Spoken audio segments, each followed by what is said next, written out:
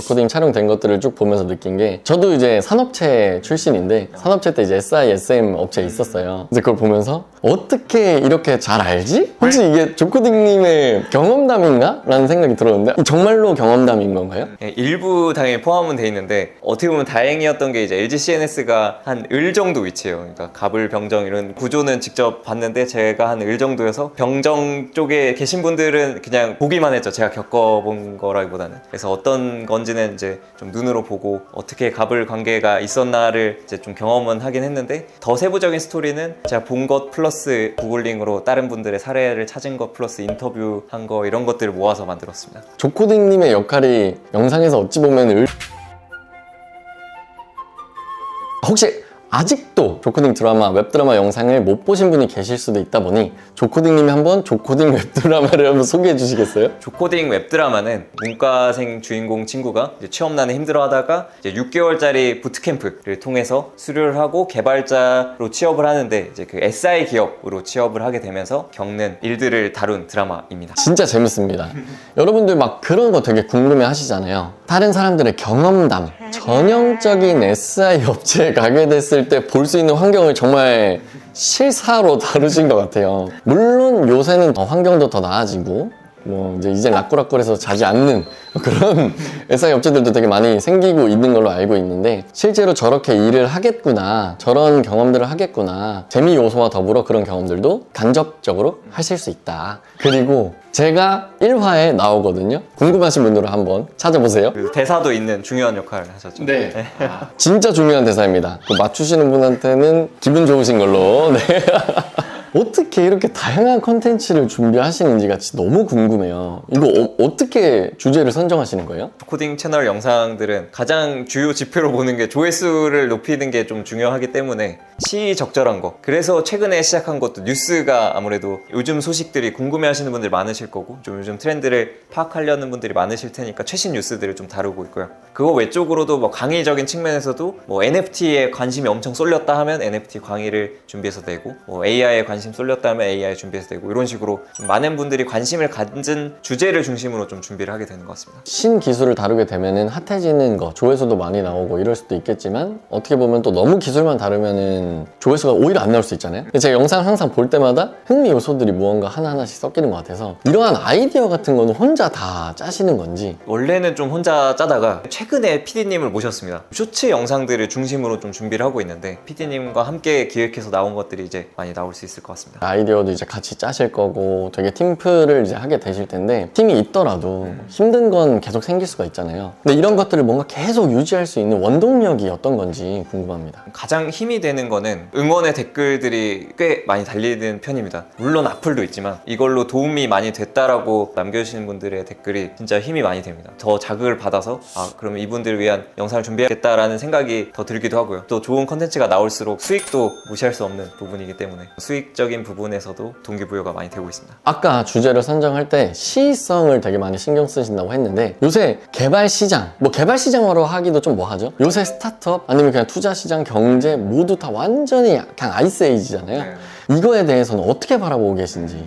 경제 사이클은 어쩔 수가 없잖아요. 매크로적인 거라서 어떻게 할 수가 없는 부분이어서 당연히 지금은 구조조정이나 뭐 개발자 일자리 축소나 이런 게 있을 수밖에 없는데, 장기적으로 보면은 지금 다 AI 열풍도 그렇고 결국 디지털 트랜스포메이션도 계속 일어날 거고, 결국에는 개발자들이 많이 필요할 수밖에 없을 것 같아요. 지금 이런 어려운 상황에서도 AI 쪽으로는 돈이 엄청 투자가 몰리고 있거든요. 좀만 상황이 나아지면 결국에 이걸 활용할 수 있는 소프트웨어 엔지니어의 니즈는 늘어날 것 같아서 네, 그렇게 보고 있습니다. 개발자들의 일자리가 정말 줄어들까? AI들이 되게 많이 발전하게 될 텐데, 그래서 막 이것저것을 대체하게 될 텐데, 그러면 분명 개발자 일자리가 줄어들진 않을까라는 생각을 할 수 있을 것 같아요. 이거에 대해서는 혹시 어떻게 보시는지. 기업들이 아무래도 당연히 효율성이 제일 중요하기 때문에 적은 인력으로 가장 큰 효율을 내고 싶어 하는데, 그런 도구가 나왔으면 확실히 인력은 전체적으로는 줄겠죠. 근데 제 생각에는 새로운 사업들이 계속 생길 것 같아요. 예를 들어서 지금까지 없던 기술들이, AI 기술들이 나온 거니까 이걸 활용해서 실생활에 되게 도움이 되는 그런 어플리케이션 서비스들이 무궁무진하게 계속 탄생을 할 것 같거든요. 그래서 그렇게 된다면 그거를 개발하는 누군가는 계속 필요할 거고,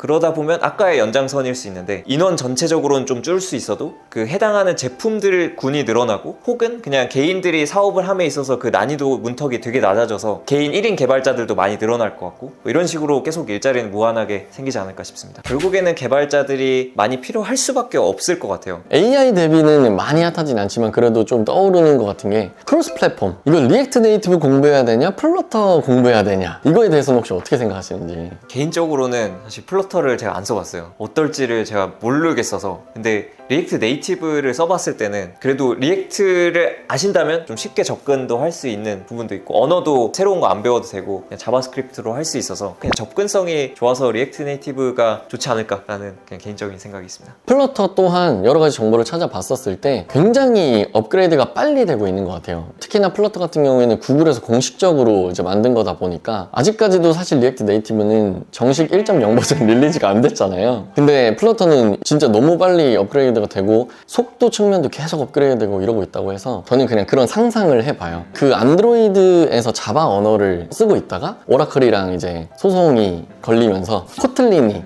정식 언어로 됐잖아요. 그때부터 코틀린을 쭉 쓰고 있는데 자바라고 하는 이제 걸림돌이 너무 있었으니까 분명히 찜찜한 그런 걸 가지고 iOS도 너무나도 폐쇄적으로 본인들 것만 쓸 수 있다라고 하는 그런 걸 바탕으로 분명히 고민을 하다가 이거 이대로 그냥 안드로이드만 고집하게 되면 어떻게 될지 모른다 하면서 왠지 플러터를 만들어서 iOS 쪽 개발도 iOS 자체를 뭔가 본인들이 뭘 할 수는 없으니까 iOS 쪽도 커버 칠 수 있게 아예 내가 플러터를 진짜 제대로 만들어야겠다 이런 걸로 분명히 나왔을 거다. 그래서 저는 향후에는 안드로이드 순수 개발 쪽에 대한 무언가도 분명히 구글에서 크게 뭔가를 하려고 하지 않을 수도 있다. 그래서 플러터가 좀 더 좋을 수도 있다. 뭐 이런 식으로도 봤는데 뭐 이런 접근 같은 것들에서 뭔가 또 조언 주실 만한 부분들이 있을지. 확실히 새로운 기술은 배우면 배울수록 좋죠. 리액트 네이티브를 해보셨으면 플러터도 그렇게 접근이 어마어마하게 다르진 않을 것 같아요. 해보는 김에 새로운 기술이 나왔으면 한번 간단한 예제라도 만들어보고 이렇게 돌아가는구나를 알고 나면은 플러터가 너무 대세가 되면은 다른 거 개발로 넘어갈 때 기존에 해왔던 게 어느 정도 있으면 좀 넘어가기가 조금은 수월한 편이잖아요. 그럴 준비를 항상 하고 있고 이제 이거 아니면 안 되는 시기가 왔을 때 잘 옮겨 타는 거를 하다 보면은 좋지 않을까. 앱 개발자와 웹 개발자 이 둘에 대해서도 질문 주시는 굉장히 많아요. 네. 저 앱 개발을 공부할까요? 웹 개발을 해야 될까요? 이런 것도 있는데 네. 어떤 게 조금 더 나으실 것 같은지. 개인적으로는 웹 개발이 훨씬 좋은 것 같긴 합니다. 웹 개발은 URL만 있으면 어느 기기든 상관없이 다 돌아가잖아요. 엄청난 장점인 것 같고 앱은 제가 항상 느낀 게 빌드 오류가 어마어마하게 나잖아요. 초보자들 입장에서 접근한다고 했을 때 그 빌드 오류를 견디고 넘어가기가 되게 힘들 것 같거든요. 근데 웹 개발은 엔간하면 큰 오류 없이 화면이 딱 나오니까 그래도 좀 편의성과 내가 만든 결과물들이 얼마나 많은 사람들이 쓰느냐도 되게 영향이 클 텐데 링크 하나만으로 전 세계 사람들이 쓸 수 있다는 장점이 큰 것 같습니다. 웹이 훨씬 더 범용적으로 커버할 수 있기 때문에 다양한 기회들도 분명히 얻을 수 있을 거다 이런 말씀이신 것 같습니다. 요새 노코드 툴 그리고 로우 코드 툴 굉장히 또 핫한 걸로 알고 있어요. 노코드 툴이 예전에는 커스터마이징이 좀 많이 어렵다 보니까 노코드 툴은 안 될 것 같다. 그냥 뭐 구글 폼 같은 거 쓰는 거랑 크게 다르지 않을 수도 있다. 더 나은 기능을 만들기에는 분명히 한계가 있다라는 생각으로 접근을 하고 있었는데 로우 코드라고 또 나와서 많은 기능들을 커스터마이징 할 수 있게 제공하고 서드 파티들을 쫙쫙 붙여가지고 훨씬 더 다양하게 심지어 예전처럼 랜딩 페이지 수준이 아니라 플랫폼도 라이트한 버전으로 만들 수도 있게 막 이렇게 나오고 있는 걸 보고 정말 놀랐거든요. 혹시 클라이언트 개발 쪽을 아예 로우 코드가 대체할 수도 있지 않을까? 그거에 대해서는 어떻게 생각하시는지. 그럴 수도 있을 것 같긴 한데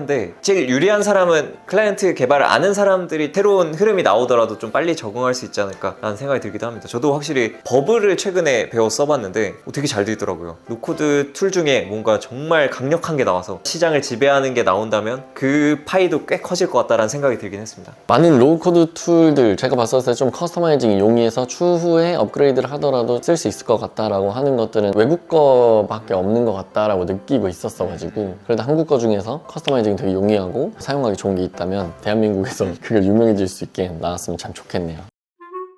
직장인으로서 벌었던 수입과 네네. 지금 유튜버로 버는 수입, 사업가로 버는 네네. 수입 이 둘 중에서 어떤 게 확실히 더 많은지 요새 수입이 어떻게 되시는지 이게 너무 궁금합니다. 확실히 이제 지금 양자 컴퓨터가 굉장히 많이 발전을 하고 있다 이런 소식들이 들리더라고요. 양자 컴퓨터가 적용이 되면은 그걸 활용한 프로그래밍 시장도 커질 수 있을 것 같아요. 조코딩님 이런 정보를 되게 많이 네. 빠르게 접하시잖아요. 네. 좋은 타이밍에 주식 같은 것도 들어갈 수 있을 텐데 혹시 그쪽으로는 무언가의 성과들이 없으신지.